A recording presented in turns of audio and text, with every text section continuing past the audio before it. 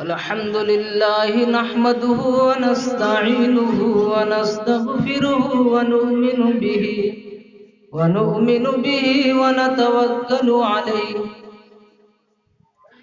ونعوذ بالله من شرور أنفسنا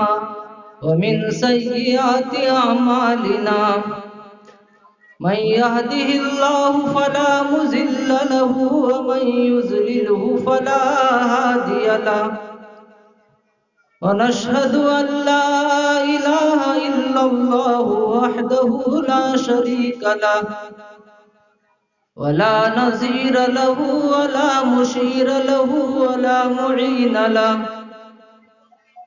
ونشهد أن سيدنا ومولانا محمدا عبده ورسوله أما بعد أعوذ بالله من الشيطان الرجيم بسم الله الرحمن الرحيم قل إن كنتم تحبون الله فاتبعوني يحببكم الله ويغفر لكم ذنوبكم والله غفور رحيم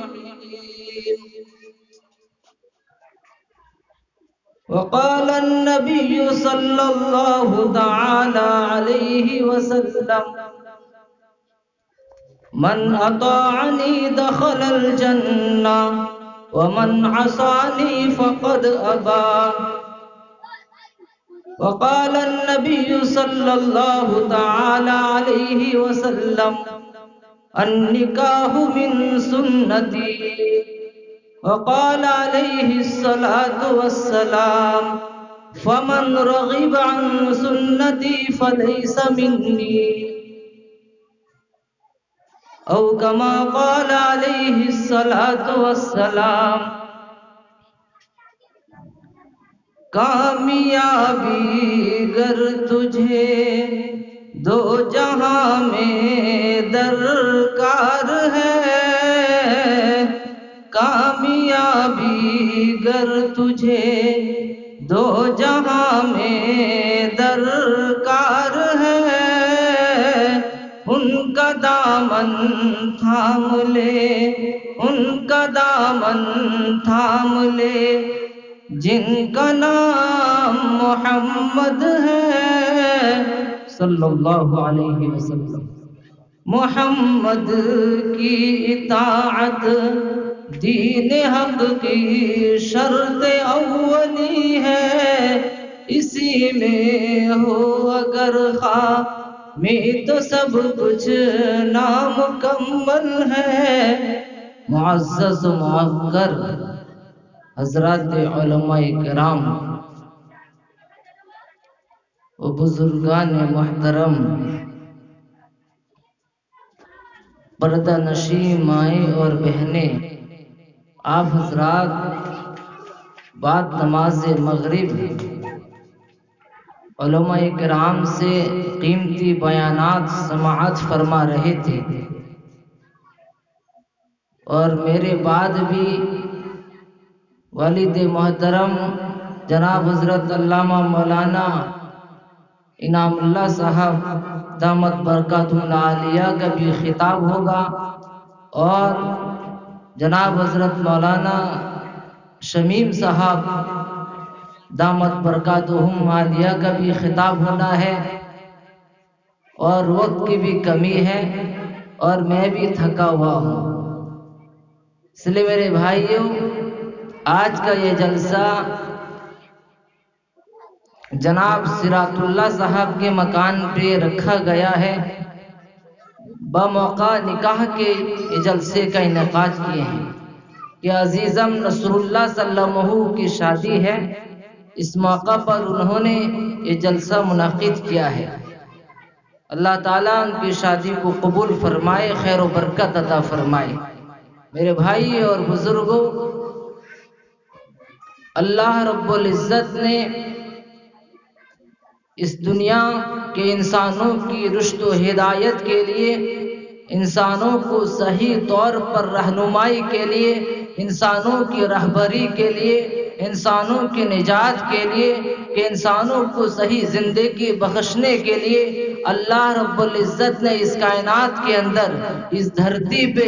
اپنے سب سے محبوب لوگ جس کو اللہ نے مقربین نے بنایا ہے وہ انبیاء کرام کی جماعت ہے، جو انسانوں کی ہدایت کے لیے، انسانوں کے لیے انبیاء آئیڈیل بن کے اس دھرتی پہ آتے رہے۔ الغرض اس کائنات کے اندر سب سے پہلے نبی حضرت آدم علیہ السلام جو سب سے پہلے انسان ہے، اس روئے زمین کے سب سے پہلے مدرس و استاد ہیں، اس روئے زمین کے سب سے پہلے انسان، اللہ ان کو نبوت سے نوازتا ہے، وہ انسانوں کے لیے نبوت کا پیغام لے کر آتے ہیں، خالق کائنات کا پیغام لے کر حضرت آدم زمین پہ آتے ہیں۔ حضرت آدم علیہ السلام کے بعد میں ایک نبیوں کا سلسلہ چلتا ہے، کم و بیش 1,24,000 پیغمبر اس دھرتی پہ تشریف لاتے ہیں۔ سارا نبی جو ہے اپنی امت کے لیے نمونہ بن کے آتا ہے کہ امت کی ہدایت، امت کے لیے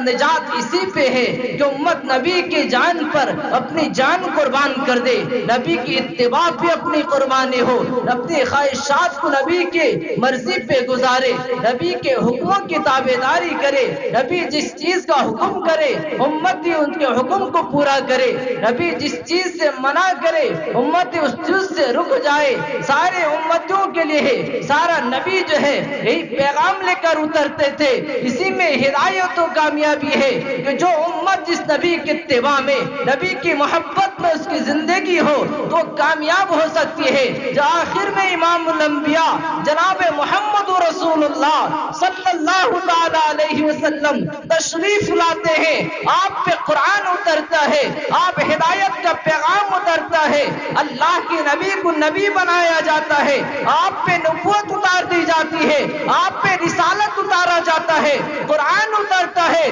غار حرا سے آخری نبی امام الانبیاء جناب محمد رسول اللہ صلی اللہ علیہ وسلم اپنے مکان پہ آتے ہیں، حضرت خدیجہ الکبریٰ کے مکان پہ آتے ہیں، خدیجہ کو ساری داستان سناتے ہیں، اے میری شریک حیات، اے خدیجہ آج غار کے اندر میرے ساتھ میں ایک ایسا عجیب معاملہ ہوا ہے، اچانک ایک شخص رونما ہوتا ہے اور اس نے اقرا بسم ربک الذی خلق، اس نے مجھے کچھ آیتیں پڑھ کر سنائی ہے۔ دوستو بزرگ، اللہ کے نبی کو پتا نہیں مجھ پر قرآن اترا ہے، مجھے نبوت و رسالت سے نوازا گیا ہے۔ اس کے کئی دنوں کے بعد میں پھر قرآن اترتا ہے، تب پتا چلتا ہے کہ اللہ نے آپ کو نبوت سے نوازا ہے، آپ کو رسالت سے نوازا ہے۔ لیکن پہلی مرتبہ میں حضرت خدیجہ نے سنا کہ اللہ کے نبی کے پاس میں ایک شخص آیا تھا، کچھ پڑھ کر سنایا ہے، وہ چلاک عورت تھی، انہوں نے اپنے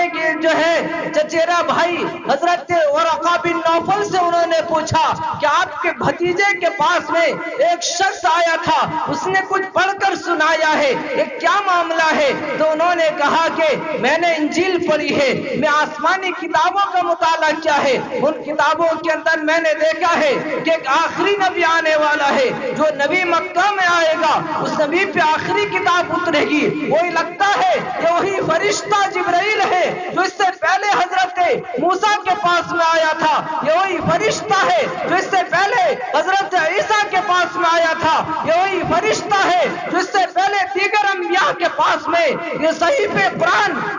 دیگر انبیاء کے پاس میں وہی لے کر اترا کرتا تھا، یہ وہی جبریل ہے جو آپ اللہ کے نبی کے پاس میں محمد کے پاس میں آیا ہے۔ اگر یہ بات سچ ہے تو اللہ کے نبی ہے، یہ آخری نبی ہے، یہ امام الانبیاء ہوں گے، یہ امت کے آخری نبی ہوں گے۔ اگر میں زندہ رہا تو میں ان کی مدد کروں گا، میں ان پر ایمان رکھوں گا، میں ان کی نصرت کروں گا۔ دوستو بزرگوں، روایت پہ آتا ہے اللہ کے نبی جب نبوت کا اعلان کرتے ہیں اس سے پہلے ورقہ دنیا سے رخصت ہو جاتے ہیں، لیکن حضرت خدیجہ کو یہ یقین تھا کہ اللہ کے نبی ہونے والے ہیں، یہ آخری نبی ہوں گے، یہ خاتم النبیین ہوں گے، یہ امام الانبیاء کیا ہوں گے؟ حضرت خدیجہ جو ہے اس یقین کے ساتھ میں اللہ کے نبی سے نکاح فرمایا تھا، لیکن دوستو جب اللہ کے نبی نے اس پیغام کو جب نبوت اتر جاتی ہے، حضرت خدیجہ کو آپ کی نبوت کا چرچا کیا، حضرت خدیجہ کے سامنے اسلام کا چرچا کیا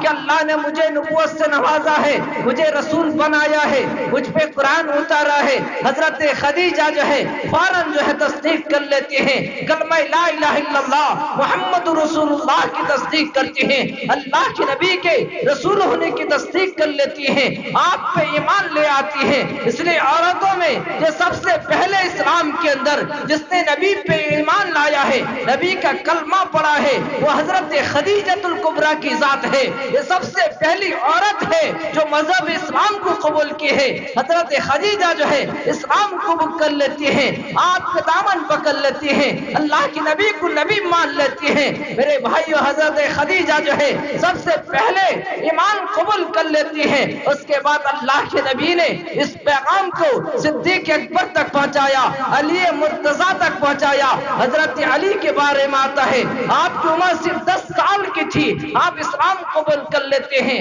آپ کے ساتھ میں جو ہے علی نماز پڑھتے ہیں۔ سب سے پہلے مذہب اسلام کے اندر جس نے نبی کے ساتھ میں نماز ادا کیا ہے وہ حضرت خدیجۃ الکبریٰ کی ذات ہے، جنہوں نے سب سے پہلے نبوت کے دوسرے دن جو ہے حضرت خدیجہ نے اللہ کے نبی کے ساتھ میں نماز ادا کیا ہے۔ یہ قربان جائیے، ایک عورت کا مقام ہے، یہ نبی کی اہلیہ کا مقام ہے، یہ عورت کا مقام ہے جو نبی کے بعد میں اسلام کے اندر سب سے پہلی نماز پڑھنے والی وہ خدیجہ کی ذات ہے۔ اللہ کے نبی صدیق اکبر کو دعوت دیتے ہیں، صدیق اکبر جو ہے اسلام قبول کر لیتے ہیں، ایمان قبول کر لیتے ہیں، نبی کا کلمہ پڑھ لیتے ہیں۔ دوستو آئیے میں آپ کو بتاؤں، ایک گھرانے کا ذکر کرو، وہ ایک ایسا گھرانہ ہے صدیق اکبر کا، ایک ایسا فیملی ہے جن پہ قربان جائیے، پوری امت کے مسلمان قربان جائیے، جن کا پورا فیملی نبی کی اتباع میں، نبی کی محبت میں قربان ہے،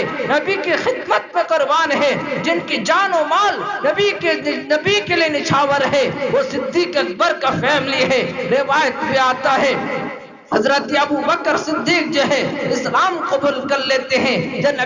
نبی کا کلمہ پڑھ لیتے ہیں۔ دوست اور بزرگوں، اللہ کے نبی کی اس دعوت پر مکہ کی گلیوں میں، اس شہر مکہ کے اندر جب پیغمبر اسلام نے حق کی تعلیم دی، قرآن کا تعلیم دیا، لوگوں کو توحید کی طرف دعوت دیا، لوگوں نے اعتراض کیا، آپ کے مخالف بن گئے، یہاں تک کہ آپ کو بہت ستایا، آپ کو بہت تڑپایا گیا، پورے مکہ میں بہت ظلم و ستم کیا گیا، 13 برس تک جتنی ظلم کرنا تھا لوگوں نے بے انتہا ظلم کیا، نبی کے قتل کے در پہ آ جاتے ہیں، نبی کو ختم کرنے کے در پہ آ جاتے ہیں، یہاں تک کہ حضرت جبریل آسمان سے آتے ہیں، سیدنا جبریل کہتے ہیں کہ اللہ کے نبی یہ قوم جو ہے، یہ کفار مشرکین جو ہے آپ کے قتل کا ارادہ کر چکے ہیں، آپ کو قتل کرنا چاہتے ہیں، آپ آج رات بستر پہ آرام نہ کیجیے، آپ جو ہے مکہ چھوڑ دیں، ہجرت کر لیں۔ جبریل جو ہے پیغام دیتے ہیں، اللہ کے نبی نے جبریل سے پوچھا،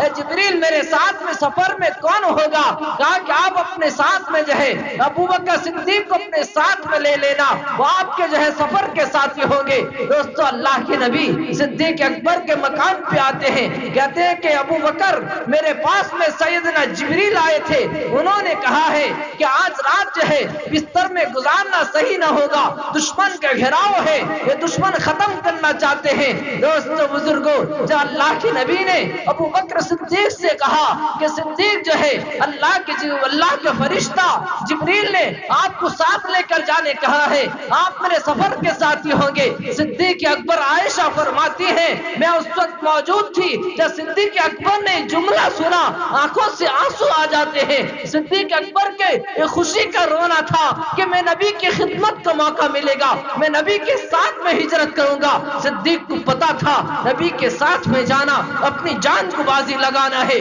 اپنی جان کا خطرہ ہے کہ پوری دشمن تلوار لے کر گھوم رہے ہیں کہ محمد کو ختم کریں گے، محمد کے ساتھیوں کو ختم کریں گے۔ ابو بکر کو پتا تھا کہ جان کا خطرہ ہے، لیکن یہ نبی کا چہیتا ہے، یہ نبی کے سے محبت کرنے والا ہے، یہ نبی کا محبوب ہے، کہ نبی کو جو ہے پیار کرنے والا ہے۔ صدیق کی آنکھوں سے آنسو آ جاتے ہیں۔ امی عائشہ کہتی ہیں میرے ابا رونے لگتے ہیں، محبت کا رونا تھا کہ نبی کی خدمت کا موقع ملے گا، نبی کی جان کی حفاظت کا موقع ملے گا۔ صدیق اکبر میں ساتھ نکلتے ہیں، ابو بکر صدیق جو ہے اللہ کے فرشتے کے حکم سے حضرت ابو بکر صدیق کو ساتھ میں لے کر سفر میں نکل جاتے ہیں، یہاں تک کہ آپ بہت دور جانے کے بعد میں ایک غار ہے، غار ثور کے پاس میں جاتے ہیں کہ غار ثور ایک کھو کے اندر میں جو ہے، اس سے اندر جانے سے پہلے آئیے صدیق اکبر کی محبت کو دیکھیے، اللہ کے نبی کو رکاتے ہیں کہ اللہ کے نبی ابھی آپ غار کے اندر مت جائیے۔ سب سے پہلے ابو بکر جاتا ہے، اندر دیکھتا ہے، غار کو صاف کرتا ہے، اگر غار کے اندر کوئی اگر موذی جانور ہو، کوئی تکلیف دہ چیز ہو، وہ ابو بکر کا سامنا ہو، آپ کو جو ہے تکلیف نہ ہو، یہ صدیق کو برداشت نہیں ہے، میں اندر جاتا ہوں، آپ باہر ٹھہرے رہے۔ ابو بکر صدیق جو ہے اس غار کے اندر میں جاتے ہیں، روایت بھی آتا ہے صدیق اکبر پورے غار کو صاف کر دیتے ہیں، غار کے اندر کچھ سوراخ تھا، اس سوراخ میں کپڑا چیر کر گھسا دیتے ہیں، لیکن ایک سوراخ کے لیے کپڑا آپ کے پاس میں نہیں تھا، اور اندر اللہ کی نبی کو بلاتے ہیں کہ یا رسول اللہ اندر تشریف لائیے۔ دوست روایت بھی آتا ہے کہ اللہ کے نبی اندر تشریف لاتے ہیں، جب اللہ کے نبی پہنچ جاتے ہیں تو صدیق اکبر نے کہا کہ یا اللہ کے نبی جو ہے آپ آرام کیجئے، آپ تھکے ہوئے ہیں، آپ جو راستے کی صعوبتیں میں جو ہے آپ تکلیف کی کیفیت کے اندر ہیں، لیکن اس ادھر جو ہے صدیق کو بھی تو تکلیف تھی، لیکن نبی کی تکلیف جو ہے صدیق کو گوارا نہیں تھا۔ صدیق اکبر نے اللہ کے نبی سے کہا یا نبی اللہ جو ہے آپ آرام کیجئے۔ روایت بھی آتا ہے اللہ کے نبی جو ہے اپنے سر اقدس کو جو ہے صدیق اکبر کے گود میں رکھ دیتے ہیں کہ ابو بکر کے گود میں آخری نبی امام الانبیاء کا سر مبارک ہے کہ ابو بکر کہتے ہیں اللہ کی نبی آپ آرام کیجئے۔ یہی وہ خواب کی تعبیر تھی جب اللہ صدیق اکبر ملک شام میں تجارت کے موقع پہ تھے، روایت پہ آتا ہے صدیق اکبر نے ایک خواب دیکھا کہ آپ کے جو ہے گود کے اندر چاند ہے، آپ کے قدموں میں ستارے ہیں، تو صدیق اکبر نے ایک عیسائی عالم سے پوچھا کہ میں نے خواب دیکھا ہے، میرے گود میں چاند ہے، میرے قدموں میں ستارے ہیں، یہ کون سا خواب ہے، یہ کیا خواب ہے؟ دوست اور بزرگوں، اس عیسائی عالم نے نبی پہ ابھی نبوت نازل نہیں ہوئی ہے، اس سے پہلے خواب کی تعبیر دی تھی کہ ابو بکر جو ہے ایک آخری نبی آنے والے ہیں، ان کا سر تمہارے گود میں ہوگا، اس نبی کے ماننے والوں میں سب سے اول مقام جو ہے، سب سے اونچا مقام ابو بکر وہ تمہارا ہوگا، وہ تمہاری ذات ہوگی۔ وہی خواب کی تعبیر تھا کہ آج جو ہے اللہ کی نبی کا سر جو ہے، اللہ کی نبی کا سر صدیق اکبر کی گود میں تھا، یہ خواب کی تعبیر بھی پوری ہوتی ہے۔ اب گود میں رکھ کر جو ہے سر مبارک میں جو ہے گود میں رکھ کر اللہ کی نبی سو جاتے ہیں، آپ کی آنکھ لگ جاتی ہے، صدیق اکبر کا ایک پیر جو ہے جو سوراخ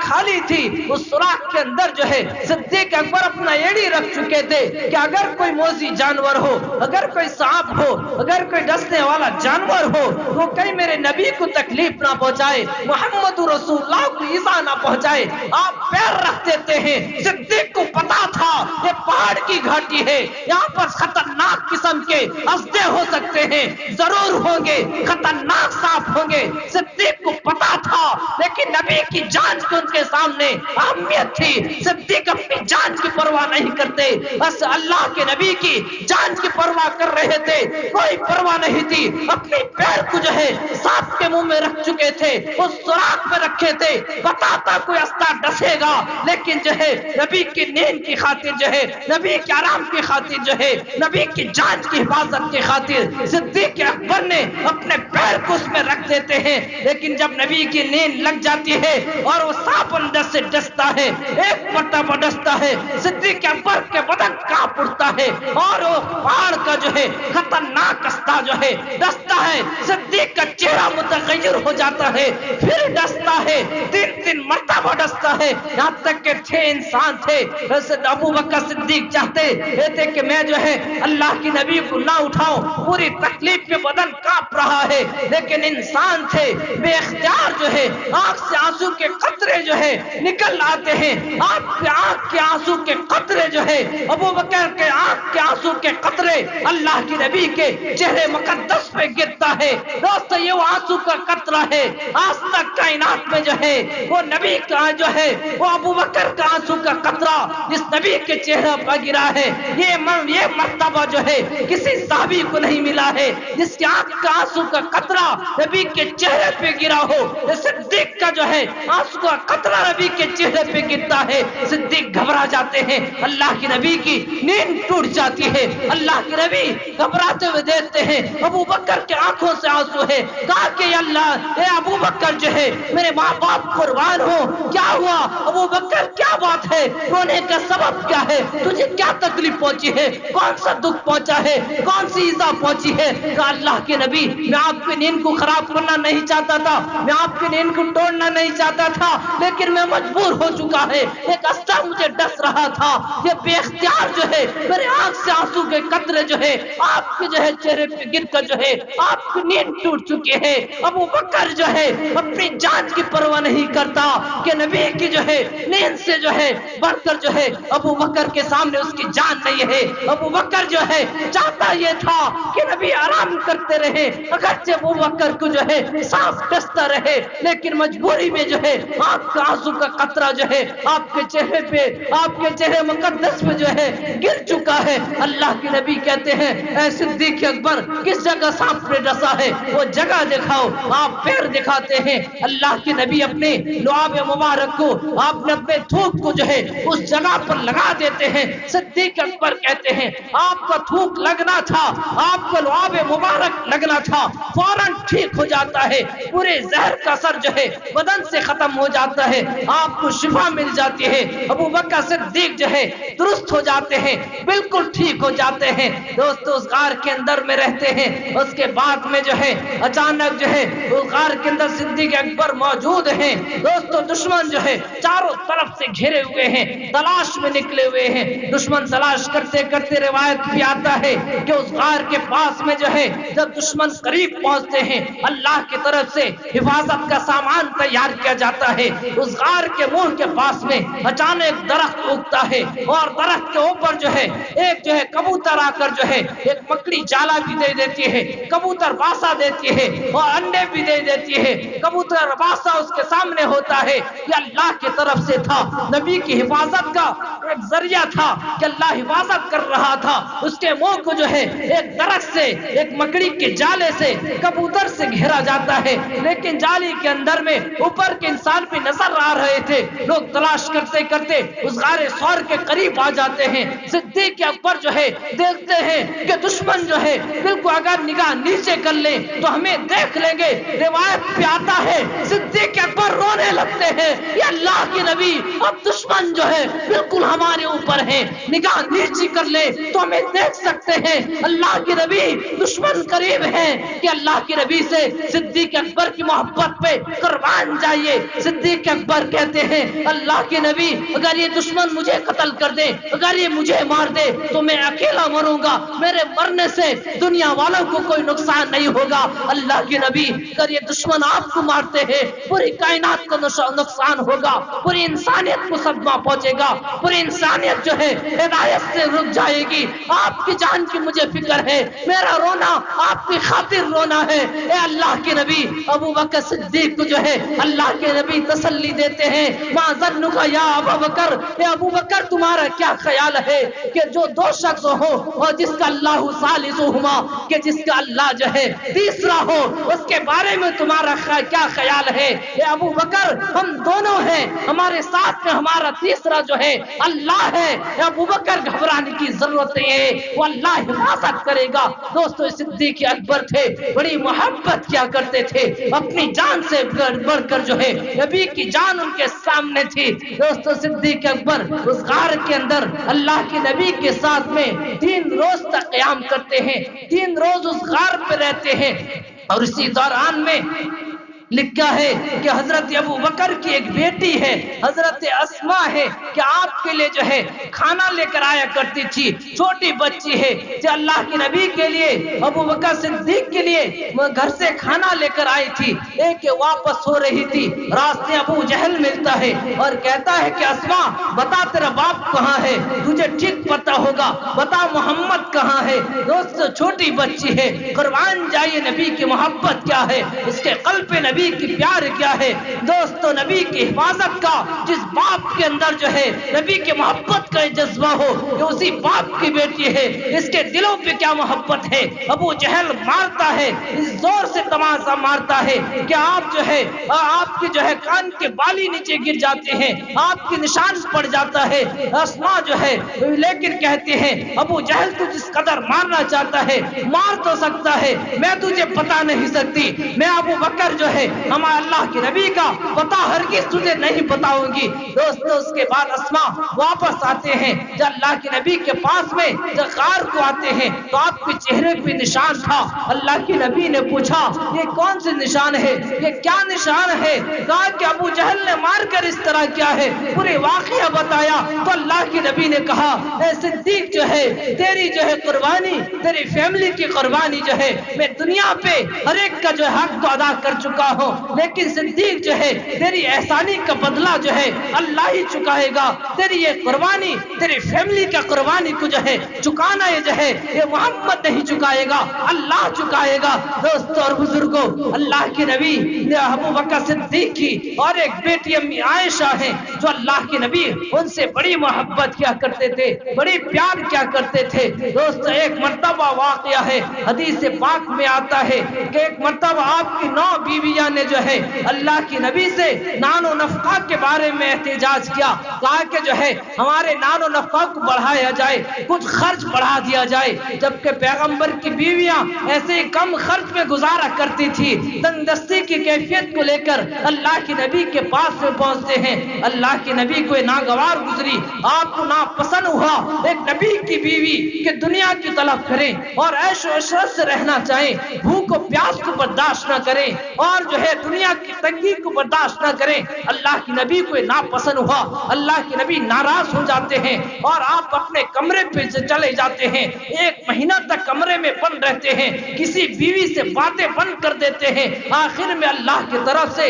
قرآن اترتا ہے، جبریل تشریف لاتے ہیں کہ جبریل نے قرآن لے کر اترا، اللہ نے کہا کہ محمد عربی اپنی بیویوں سے کہہ دے اگر انہیں دنیا چاہیے تو انہیں دنیا دے کر جو ہے انہیں طلاق دے دو، اگر ان کو نبی چاہیے کہ نبی کی صحبت میں رہنا چاہتے ہیں تو دنیا کا طلب بند کریں، اگر دنیا چاہیے انہیں طلاق دے کر جو ہے آپ دنیا کے آپ کے لیے اور بھی عورتیں ہیں آپ ان سے نکاح کر سکتے ہیں۔ دوستو جو ہے پیغام جب جبریل لے کر آتے ہیں اللہ کے نبی جو ہے اب 9 بیویوں کے پیغام سنانا تھا، آپ نے سب سے پہلے ابو بکر صدیق کی بیٹی کو امی عائشہ کو بلاتے ہیں، ابھی چھوٹی بچی ہیں۔ اللہ کے نبی جو ہے صدیق اکبر سے بڑی محبت کیا کرتے تھے، صدیق اکبر بھی بڑی محبت کیا کرتے تھے، آپ امی عائشہ سے بڑی محبت کیا کرتے تھے۔ حضرت عائشہ سے کہا کہ عائشہ میں تمہیں ایک سوال کرنا چاہتا ہوں، ایک بات پوچھنا چاہتا ہوں، لیکن عائشہ جلدی بازی مت کرنا،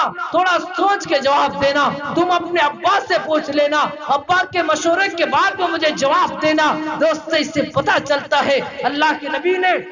یہ بات کیوں عرض کیا کہ ابا سے پوچھ کر بتانا، کیوں اللہ کے نبی کو پتا تھا ایک ایسا سوال ہے اگر عائشہ بے سمجھے چھوٹی بچہ ہیں بے سمجھے اگر جواب دے دیتی ہے تو نبی کی صحبت سے جو ہے دور ہو جائیں گی، لیکن اللہ کے نبی کو پتا تھا ابو بکر مجھ سے بڑی محبت کرتے ہیں، کبھی عائشہ کو جو ہے اس سے جدا ہونے نہیں دیں گے۔ اس سے پتا چلتا ہے اللہ کے نبی بھی چاہتے تھے کہ عائشہ مجھ سے جدا نہ ہو، بڑی محبت کیا کرتے تھے۔ دوست بزرگوں اللہ کے نبی نے امی عائشہ سے کہا کہ عائشہ بڑی غور فکر کے بعد میں اپنے باپ سے مشورہ کے بعد میں جواب دینا۔ دوستو اللہ کے نبی نے وہ آیت پڑھ کر سنائی، اللہ کے نبی نے جبریل کا پیغام دے دیا اگر تم دنیا چاہتی ہو بولو میں تمہیں دنیا کے ساز و سامان دے کر جو ہے تمہیں طلاق دے دیتا ہوں، اگر تمہیں آخرت چاہیے، اگر تمہیں نبی کی صحبت چاہیے، اگر تمہیں نبی کی رفاقت چاہیے، اگر نبی کے ازواج میں رہنا رہنا چاہتی ہو تو اس میں قبول کر لو کہ دنیا کی زندگی کو جو ہے، اس دنیا کی راحت کو جو ہے اپنا زندگی مت بناؤ۔ اگر نبی کی صحبت میں رہنا چاہتی ہو تمہیں دنیا کی تکلیف تمہیں اٹھانی پڑے گی۔ تمہیں کیا پسند ہے بولو۔ اب یہ اللہ کی طرف سے پیغام ہے۔ امی عائشہ جو ہے بڑی چلاک انسان تھی، نبی سے بڑی محبت کیا کرتی تھی، نبی کی اتباع کیا کرتی تھی، نبی کی محبت پر جو ہے قربان تھی۔ انہوں نے کہا اللہ کے نبی اس بارے میں اپنے باپ سے مشورہ کرو۔ اللہ کے نبی میرے ماں باپ آپ پہ قربان ہیں، میں آپ پہ قربان ہوں کہ مجھے دنیا کی ضرورت نہیں ہے، میرا جینا مرنا ہے نبی آپ کے لیے ہے۔ میں آپ کے خاطر جو ہے اپنی جان کو سپرد کرتی ہوں، میں آپ کے اتباع میں میری زندگی ہے، میں آپ کی محبت پہ جو ہے میں قربان ہوں۔ کوئی دنیا نہیں چاہیے، مجھے آپ کی صحبت چاہیے۔ دوستو صدیق اکبر کی بیٹی امی عائشہ تھی جو نبی سے بڑی محبت کیا کرتی تھی، نبی بھی ان سے محبت کیا کرتے تھے۔ یہ صدیق اکبر کا گھرانہ تھا۔ آپ کا بیٹا عبداللہ ابن ابو بکر بھی نبی کے بڑی چہیتے تھے۔ آپ جب غار کے اندر میں تھے، آپ کے جو ہے آپ کے ساتھ میں اس ہجرت کے سفر میں ابو بکر صدیق کا بیٹا بھی آپ کے ساتھ میں تھے۔ یہ پورا فیملی جو ہے یہ گھرانہ نبی کی اتباع کرنے والا گھرانہ تھا، نبی سے محبت کرنے والا گھرانہ تھا کہ نبی کی اتباع، نبی کی محبت ان کی زندگیوں کے اندر تھی کہ نبی کو بڑی چاہتے تھے۔ نبی کے ہر بات پر جو ہے، نبی کے اقوال پہ، نبی کے افعال پہ، نبی کے اعمال پہ ان کی زندگی تھی کہ نبی کے ہر حکم کے تابعدار تھے۔ میرے بھائیوں ہر صحابی جو ہے نبی پہ اپنی جان نچھاور کرنے والا تھا، ہر صحابی نبی کی اتباع کرنے والا تھا۔ کیوں صحابہ کو پتا تھا کہ اللہ نے قرآن اتار دیا ہے، اگر تم اللہ کے ولی بننا چاہتے ہو، اگر اللہ والے بننا چاہتے ہو، اگر اللہ کے پاس میں درجات چاہتے ہو، اگر جنت چاہتے ہو، جنت کی نعمتیں چاہتے ہو، اللہ کی دیدار چاہتے ہو، اللہ کی محبت چاہتے ہو، اگر دین اسلام پہ چلنا چاہتے ہو، فاتبعونی کہ نبی کی اتباع کرو، نبی کی زندگی کو اپنی زندگی بناؤ۔ کیوں؟ اس لیے کہ اللہ نے فرمایا اگر جو ہے نبی کی زندگی کو اپناؤ گے کہ اللہ تمہیں معاف کر دے گا، تمہارے گناہوں کو معاف کر دے گا۔ اللہ بڑا غفور رحیم ہے، وہ بخشنے والا ہے، وہ رحم کرنے والا ہے۔ میرے بھائی اور بزرگوں اللہ کے نبی علیہ الصلوۃ والسلام جو ہے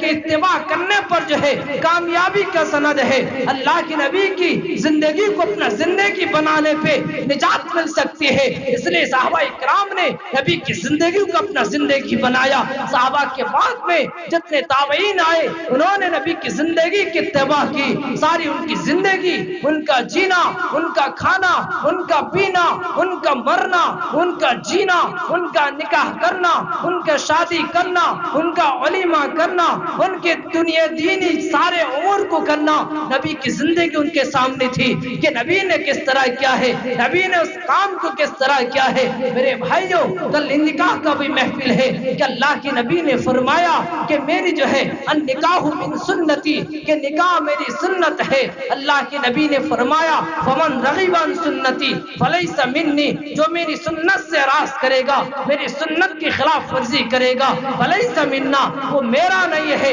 وہ مجھ میں سے نہیں ہے، وہ میرے طریقے سے باہر ہے، وہ میرے اقوال سے باہر ہے، میرے اعمال سے باہر ہے، میرے افعال سے باہر ہے، میری تقریرات سے باہر ہے، میرے طرز و طریقہ سے باہر ہے۔ وہ میرا امتی کیسے ہو سکتا ہے یہ جس کا نکاح جو ہے میرے طرز پہ نہ ہو۔ میرے بھائیوں کوئی شادی کرتا ہے، شادی کیوں کرے کہ نیت کیا ہونی چاہیے؟ اس لیے نیت ہو کہ شادی کرنے والے کا یہ نکاح جو ہے میں کرتا ہوں، یہ اللہ کے نبی کا حکم ہے۔ اللہ کے نبی نے حکم فرمایا ہے، اللہ نے حکم فرمایا ہے۔ یہ نکاح ایک ایسا محبوب ترین سنت ہے۔ حضرت آدم نے بھی نکاح فرمایا، حضرت نوح نے بھی نکاح فرمایا، حضرت ابراہیم نے بھی نکاح فرمایا، حضرت اسماعیل نے بھی نکاح فرمایا، حضرت داؤد نے بھی نکاح فرمایا، حضرت سلیمان نے بھی نکاح فرمایا، حضرت ایوب علیہ السلام نے بھی نکاح فرمایا، حضرت زکریا نے نے بھی نکاح فرمایا, حضرت یحییٰ بھی نے نکاح فرمایا, حضرت موسیٰ نے نکاح فرمایا,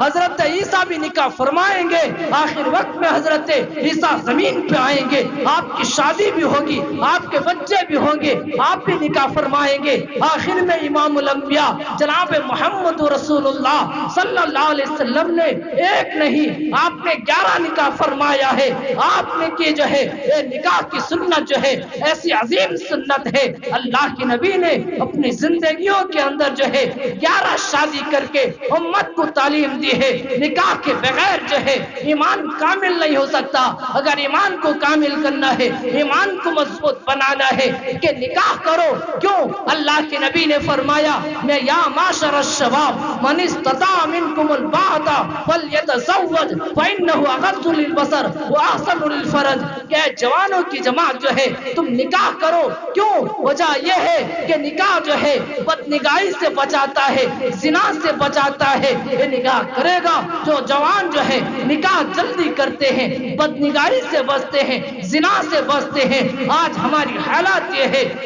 کہ شادیوں میں دیر کرتے ہیں, جس سے آج کے نوجوان جو ہے غیر محرم پہ نظر ڈالتے ہیں, بدنگاہی کرتے ہیں, بدنگاہی کے گناہ سے بچ نہیں پاتے ہیں, زناکاری کے گناہ سے بچ نہیں پاتے ہیں. شادی سے پہلے ایسی گندی حرکت ہے یہ بدنگاہی, زنا ایسی خطرناک ہے. اسلام کے اندر زنا کرنے والے کے بارے میں آتا ہے اگر کوئی شادی شدہ مرد جو ہے زنا کرے اس سے پتھر مار کر مار دیا جائے. اگر غیر شادی شدہ کوئی زنا کرتا ہے اسے کوڑا مار مار کر اسے ختم کر دیا جائے, اسے 100 کوڑا مارا جائے. سخت ترین سزا اسلام نے رکھا ہے. میرے بھائیوں, بدنگاہی پر جو ہے بے شمار واقعات ہیں. آدمی کا ایمان چھین جاتا ہے, ایمان کی لذت ختم ہو جاتی ہے, عبادتوں کے اندر لذت ختم ہو جاتا ہے, خاتمہ کفر پہ ہوتا ہے. آدمی جو ہے ایمان پہ اس کی موت ہونا ڈر ہوتا ہے. اس لیے میرے بھائیوں, شادی جلدی آدمی کرے. شادی کرنے میں نیت ہو کہ اللہ کے نبی کی سنت ہے, اللہ کی نبی نے شادی کی ہے, اللہ کی نبی نے شادی کرنے کا حکم دیا ہے, اس سے شادی کرے. اس لیے اللہ کی نبی نے کی نیت کے اعتبار سے ہم شادی کریں, تب اس شادیوں میں برکت اترے گی. کہ نبی کے سنت سمجھ کر جو ہے آپ میں نکاح کرے, اللہ اس میں خیر و برکت عطا کرے گا. اور شادیاں جو ہے کس طرح کرے, جس طرح اللہ کے نبی نے کیا ہے, جس طرح آپ نے نکاح کرایا ہے. آپ نے خود نکاح جس طرح کیا, آپ نے جس طرح اپنے صاحبزادیوں کا کرایا ہے, آپ نے صحابہ کرام کا کرایا ہے, اس طرح آدمی نکاح کرے. نکاح کے اندر غیر شرعی عمل نہ ہو, نکاح کے اندر سنت کے مطابق نکاح ہو, کوئی نکاح میں بارات نہ ہو, نکاح سادگی سے ہو. مسجد کے اندر جو ہے جمعے کے دن عصر کے بعد میں مستحب ہے ایسے موقع پہ جو ہے مسجد کے اندر نکاح کیا جائے, نکاح کا ضرور اعلان کیا جائے. نکاح میں جو ہے چھواروں کو تقسیم کیا جائے, چھواروں کو پھینکا جائے. اگر مسجد نہیں ہے, اگر دوسری جگہ کرتے ہیں کہ آدمی جو ہے چھوارے کو پھینک کر بانٹنا, یہ بھی سنت رسول ہے کہ چھوارا پھینکا جائے. اور محفل میں علماء نے لکھا ہے کہ مسجد میں بھی پھینک سکتے ہیں, لیکن جو ہے لوگوں کے شور کی وجہ سے جو ہے مسجد میں جو ہے چھوارے تقسیم کیا جائے. یہ بھی سنت رسول ہے کہ جو ہے نکاح کے اندر اور بھی دیگر جتنے احکامات بہت تفصیلی باتیں ہو جائے گی کہ نکاح جو ہے سنت کے موافق ادا کیا جائے. اور شادیوں کے اندر ڈیمانڈ لینا, شادیوں کے اندر جو ہے کہ لڑکی والوں پہ جبروت کر کے ان سے جو ہے ڈیمانڈ لینا, یہ سب ناجائز اعمال ہے. آدمی یہ خلاف سنت ہے, اللہ کی نبی کا طرز جو ہے زندگی نہیں ہے. آدمی اس سے پرہیز کرے کہ لڑکی والوں پر دباؤ نہ ڈالے, انہیں مت ستائے, انہیں مال دولت دینے پر, انہیں گاڑی دینے پر, انہیں رقم دینے پر آدمی مجبور نہ کرے, انہیں پریشان نہ کرے. یہ اللہ کی نبی کے خلاف ہے, اللہ کے نبی کے طرز کے خلاف ہے کہ آدمی نکاح کرے, نبی کی زندگی کو دیکھے, نبی نے کس طرح نکاح فرمایا ہے. صحابہ کا نکاح, نبی کا نکاح جو ہے ایک سادگی نکاح ہوتا تھا, لیکن نکاح کے اندر ولیمہ ضرور کیا کرتے تھے کہ آدمی نکاح میں ولیمہ ضرور کرے, لوگوں کو خوشی سے کھانا کھلائے. لیکن میرے بھائیوں, اگر ہماری زندگی جو ہے نبی کے طرز کے مطابق ہماری زندگی نہ ہو, اس لیے نکاح سے جو فائدہ ہے کہ اللہ کی نبی نے کہا تزوج الودود الولودا فإنی مکاثر بکم الامم، کہ تم جو ہے بڑی محبت کرنے والی عورت سے شادی کرو، زیادہ بچے جننے والی عورت سے شادی کرو، کہ اس لیے کہ قیامت کے دن جو ہے میں جو اپنی امت پہ فخر کروں گا، امت کے زیادہ ہونے پر فخر کروں گا۔ میرے بھائیوں، جو بیویوں کو چاہیے کہ شوہروں سے محبت کرے، شوہر کو چاہیے اپنی بیوی سے محبت کرے۔ اللہ کی نبی نے فرمایا خیرکم خیرکم لأہلہ وانا خیرکم لأہلی، تم میں سب سے بہتر وہ ہے، تم میں سب سے بہتر وہ ہے جو اپنے گھر والوں میں اپنی بیوی کے پاس میں سب سے بہتر ہو۔ اور اپنے جو ہے اللہ کی نبی نے فرمایا میں اپنے ازواج کے پاس میں سب سے بہتر ہوں۔ ہر بیوی نبی کو چاہیا کرتی تھی، نبی سے محبت و پیار کیا کرتی تھی۔ اللہ کی نبی نے اپنی زندگی میں نبی اپنی بیویوں سے محبت کر کے بتائے ہیں۔ آج کا جو ہے نوجوانوں کو چاہیے، آج کے بزرگوں کو چاہیے اپنی گھر والے کو خوش رکھے، اسے ناراض نہ کرے، اسے دکھ نہ پہنچائے، اسے تکلیف نہ پہنچائے۔ اگر اس سے کوئی نماز پڑھتے ہیں، روزہ رکھتے ہیں، عبادات کرتے ہیں، پورے بستی والوں کے ساتھ حسن سلوک ہے، اچھا معاملہ ہے، لیکن بیوی سے لڑتے ہیں، بیوی کو ستاتے ہیں، اسے تکلیف پہنچاتے ہیں، یہ اللہ کے نبی کے جو ہے اقوال کے خلاف ہے۔ ایسا شخص جو ہے نیک نہیں بن سکتا،